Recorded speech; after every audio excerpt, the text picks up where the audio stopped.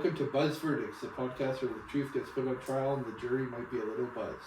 I'm your host and chief storyteller, Aaron Campbell, and joining me on the couch are my three co-hosts, Justice, Yushan, and Leland. Say hi, Leland. Goddammit. Beefcake. Lily the Beefcake. These guys are the real Verdict Squad, sharp and hilarious and always ready to call me out when something smells like pure AI fiction. Here's how this podcast works. Every episode I hit them with a wild story about a celebrity. Could be something outrageous, scandalous, heartwarming, or just plain bizarre. Or just naked celebrities. It seems like we've been through the first two episodes. You better not be this one. The catch. The story might be 100% true, or it might be completely fabricated and whipped up by sneaky AI. Their job? Debate, grill, throw out their best guesses, and deliver the final verdict. True or AI lie. The name says it all, Buzz Verdicts. They may or may not be under the influence of perfectly legal substances while rendering judgment. No spoilers on who's sipping what or inhaling what, but let's just say the vibes are loose, the laughs will be loud, and the truth, we'll see if it survives a cross-examination. So grab your headphones, pour something cold or herbal, your call, and settle in. It's time for the family to take the stand, the stories to get wild, and the verdicts to drop. Justice Yushan Leland, are you guys sober enough to tell the fact from fiction? Or will AI win this round? Maybe. Alright, let's see if today's story holds up in the court of Buzz Verdict. You see you're seeing God. Okay, so I'm going to give you guys 4 hints on this week's guest. Hardest to easiest. Let's figure out if you guys could know who we're talking about. Hint number 1. In high school at Puna House School, he was a varsity basketball player, known for his jump shot, and even went by the nickname Barry until college. He also lived in Indonesia from the ages 6 to 10, attending both Catholic and Muslim schools while owning a pet ape named Tata, and he liked trying exotic foods like snake and grasshopper. Hint number 1. He has to guess last. Okay, so play basketball. Play varsity. Varsity. Has a pet ape named what? Had a pet ape named Tata, and enjoyed exotic foods like snake and grasshopper. Grew up in Indonesia. He lived in Indonesia from 6 to 10, attending both Catholic and Muslim schools. Did we get skin color? No, that's only the first hint. That's the hardest hint. You get 3 more. Next hint. As a teenager in Hawaii, his first job was scooping ice cream at Baskin Robbins, where he ate so much on the job that he still doesn't like ice cream today. You think you know who it is, Lily? I don't think so. No? Okay. He was born August 4th, 1961 in Honolulu, Hawaii, to a white American mother from Kansas and a black Kenyan father.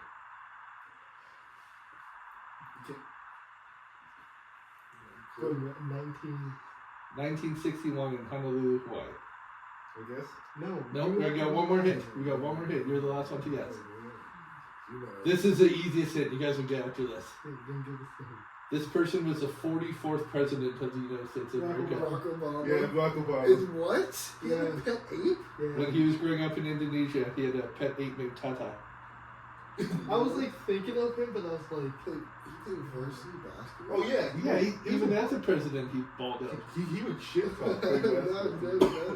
Okay, today's story is about Barack Obama. Barack Hussein Obama. We're not saying Hussein on YouTube, Lily. We're going to get demonetized. Is that name? Okay, so number 44, President 44.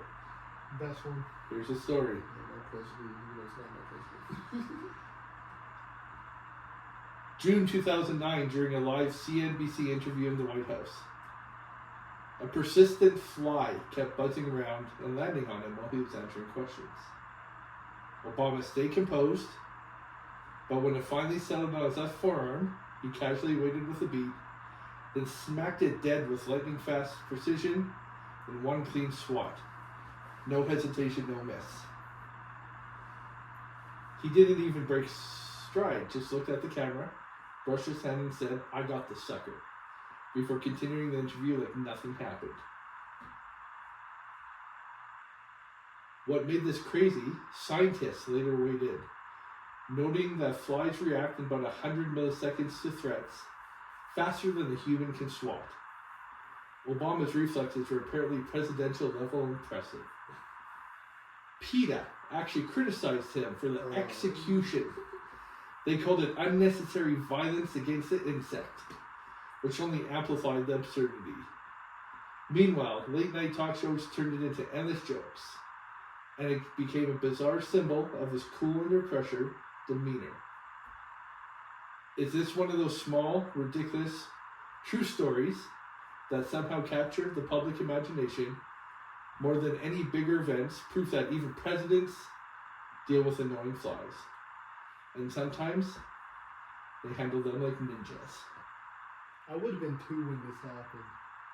It wouldn't have been like, I would have been I wasn't expecting to see ninjas. barely walking. Yeah, you would have. So the story is Barack Obama, Mm-hmm. so fast with his reflexes, He is black. it's like a ninja. He was a point guard. He was awesome. Okay, so let's look up Obama on Wikipedia. Barack Hussein Obama. So he's 64 years old now. Mm-hmm. When was he president? 2018. January 20, 2009 to January 20, 2017. So if this would have happened, it would have been his first year in office. Probably his first interview. He pulls out ninja-like skills. Joe Biden do that shit. Joe Biden's falling over, or the flies taking him out. He's got 2 kids, Malia and Sasha. His dad's name's Barack Obama Sr. And his He's mom, a junior? yeah, and his mom's name, Ann Dunham. That's a really white name for a white mom from Kansas. It's funny. That's his Let's not forget about Michelle.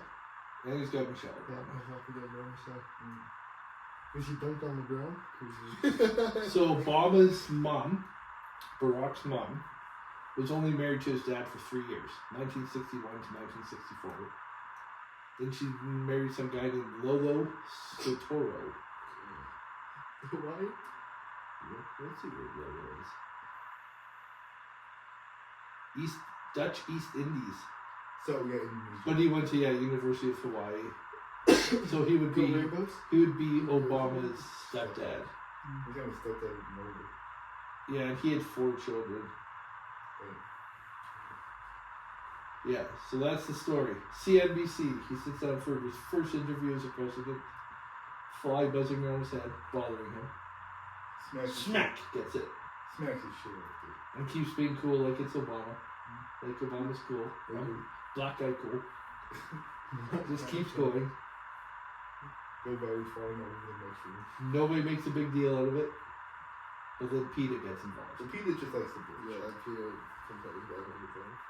I'm surprised Obama didn't just shut down people. Just be like, you know I what? don't know if he can shut down. Let me see if he could. You know, Peter once killed 5,000 dogs. Yeah. They took them from their owners. So you're not raising these dogs, right? Then they euthanized 5,000 dogs. And no one talks about that. Yeah, Peter. Yeah. Allegedly, or is this true? Oh no, it's true. Okay, if it might not be true, you gotta say allegedly. We're on the internet. In another universe. So PETA is an American animal rights nonprofit organization based out of Norfolk, Virginia. Originally led by Ingrid Newkirk, his co-founder. He's still alive? Ingrid? Yeah. Newkirk? Let's see.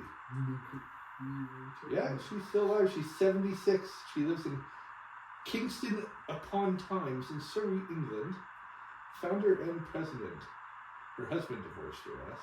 Good smoke. PETA. Let's see if there's any scandals with PETA. That's always fun. Controversies. Here we go. I love Wikipedia.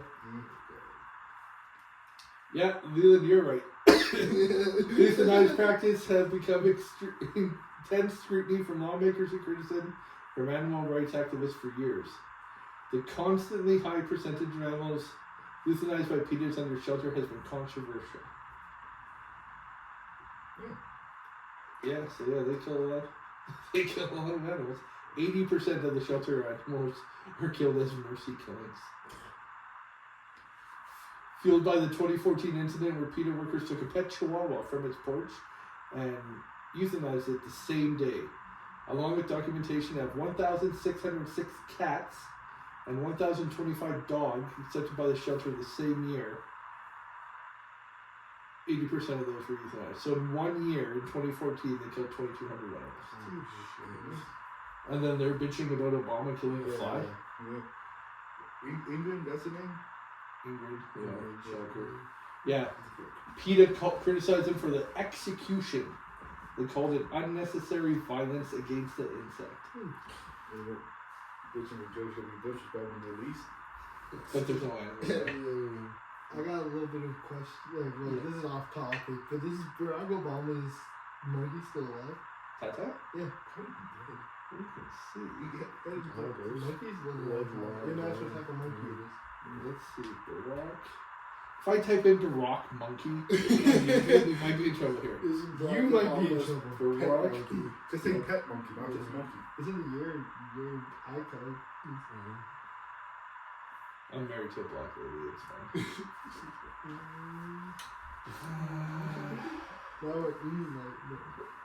Okay, let's see. Barack Obama pet monkey. No, everything's New York Post and racism roll over chimpanzee cartoon. Video depicting the Obamas as monkeys. No, we don't want that. Okay, pet monkey. Tata? Yeah.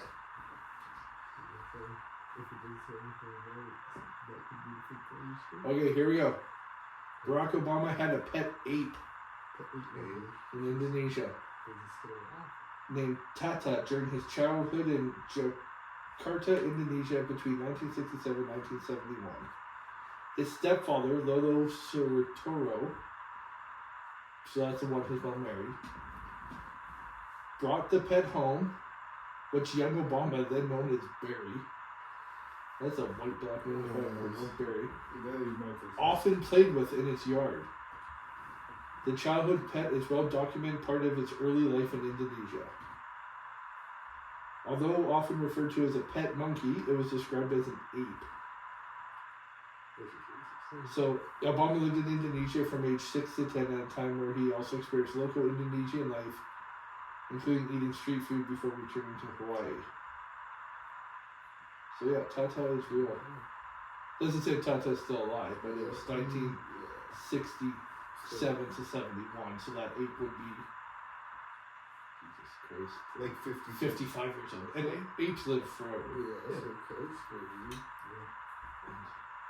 What did you ever got Tata? Who do you those? No. I think they just had dogs at the White House. Oh no, some presidents would have like raccoons and stuff, like back. Yeah, that's the hillbilly president. Hey, don't call Simon Cowell to hillbilly. The hillbilly presidents. Okay, go read the story again. During a live CNBC interview in the White House, a live interview, a persistent fly kept buzzing around and landing on him while he was answering questions. Obama stayed composed, but when it finally settled on his left forearm, he casually waited a beat and smacked it dead with lightning fast precision in one clean swipe. No hesitation, no miss. He didn't even break stride. Just looked at the camera, brushed his hand, and said, "I got the sucker," before continuing the interview like nothing happened. What made it crazier, scientists later weighed in, noting that flies react about 100 milliseconds to threats, faster than most humans can swat. Obama's reflexes were apparently presidential level impressive. PETA actually criticized him for the execution. They called it unnecessary violence against the insect, which only amplified the absurdity. Meanwhile, late-night talk shows turned into endless jokes, and it became this bizarre symbol of his cool, under-pressure demeanor.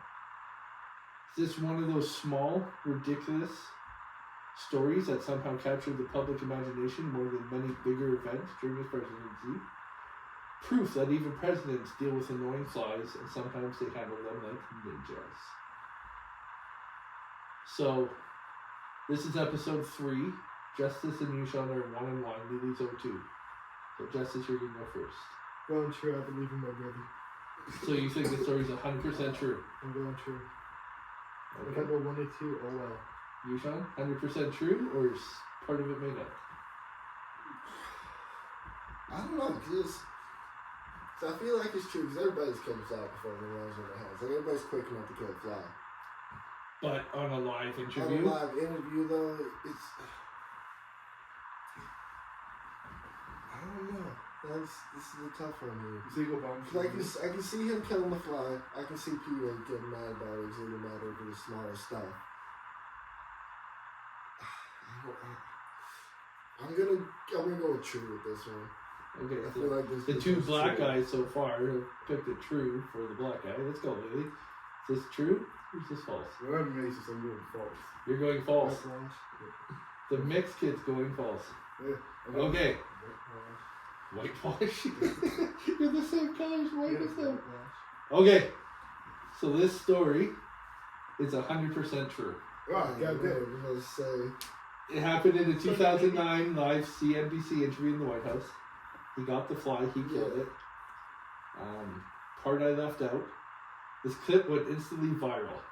Back when viral was pretty new, racking up millions and millions of views online. 2.6. So, the end of episode 3, that'll make Justice 2-1, you, Sean, 2-1, and Leland 2-1. Everybody's tied going into episode 4. Listen, I knew it had to be somewhat true because everybody can catch a fly and then Peter.